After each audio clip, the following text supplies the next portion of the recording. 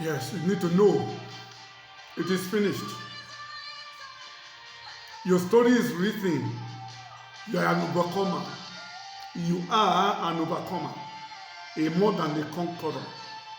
Hallelujah. You are an overcomer. There is no doubt about that. You will surely overcome and you will testify. Hallelujah.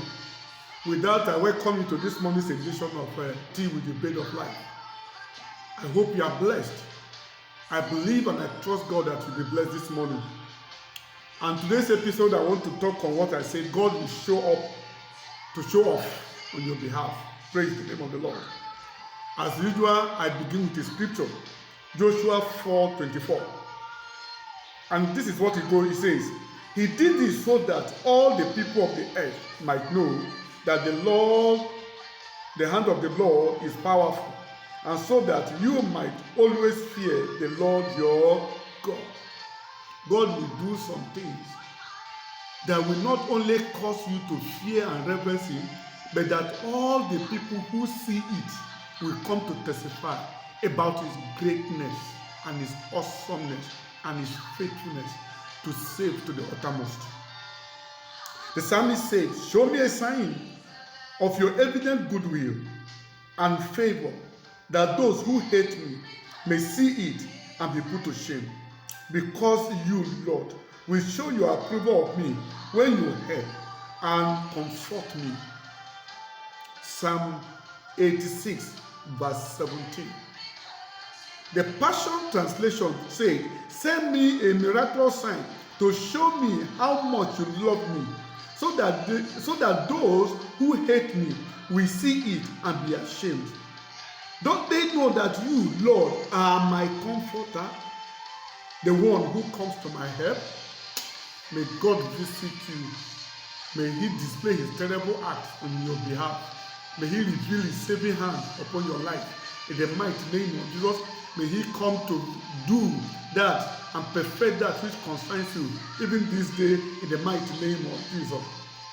Now, what I'm talking about is something that is akin to the drying up of Jordan River that allowed the Israelites to walk on dry land, and which caused the failing of half of Israelites' foes and their friends alike.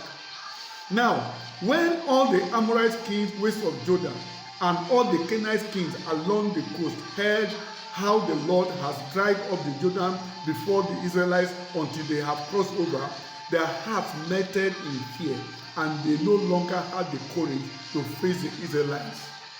May God do what will cause your enemy not to be able to rise against you. Something that demobilizes them, that remove the strength from that desire, the ability to hurt and harm you, in the mighty name of Jesus. God is prepared to do just that.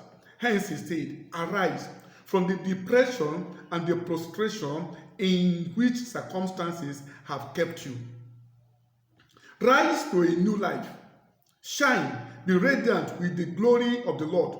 For your light has come, and the glory of the Lord is risen upon you."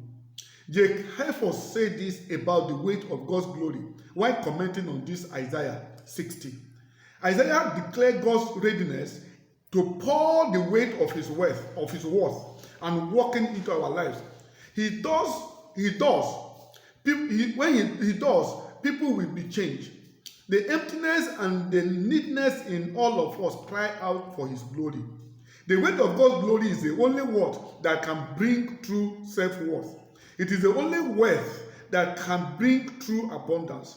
The weight of God's glory is the only force that can tip the scales and turn the tide of human circumstances from emptiness to fulfillment. End of quote. How truly so? When you go through some of the things that we stand to gain when we agree to rise up to the glory of God that He has put at our disposal. Some of the things that the glory will usher in for us, as listed in this Isaiah alone, include the Gentiles coming to our lighting, men of substance, and high net worth individuals coming towards us. The recoup of lost ground, victories, glories, and riches, the abundance of the sea, the wealth of sinners, material and financial possession, and blessings all gravitating towards us. The wealth of God's glory, riches and wealth of kingdoms, nations, and empires will willingly flow to us, even as they will compete among themselves to serve us. Restoration, joy, fulfillment, and satisfaction will find their way and take residence in us and with us when we arise to the living glory of God upon our life. There will be transformation from glory to glory, even as there will be exchange of brass for gold, iron for silver, wood for brass, and stones for iron. As we rise, or when we rise, we shall experience peace and tranquility. There will never again be news of violence in your city. People will never again attack your country and steal from you. You will name your walls salvation and your gate praise. May that be our portion. May that be our experience. May that be our testimony. God wants to show off his glory, his kindness, his mercy on our behalf. He needs our cooperation, our agreement that comes in faith and trust in him. We have to quit excuses like that invalid man at the pool of Bethesda in John 5, 1-16. As I bring this discourse to a close, God is saying to you, like he did to Gideon, the Lord is with thee, thou mighty man of valor. Go in thy strength. Thou shalt save Israel from the hand of the Midianites. Have I not sent thee? God is the one sending you. Arise and you will make conquest. Arise and you will take nations. Arise and your name will be known across the world. God is with you. And that is why he has put his glory at your disposal. The wealth of his strength and his power is at your hand to use. As you make a decision to rise in response to God, may God show up and show off for you.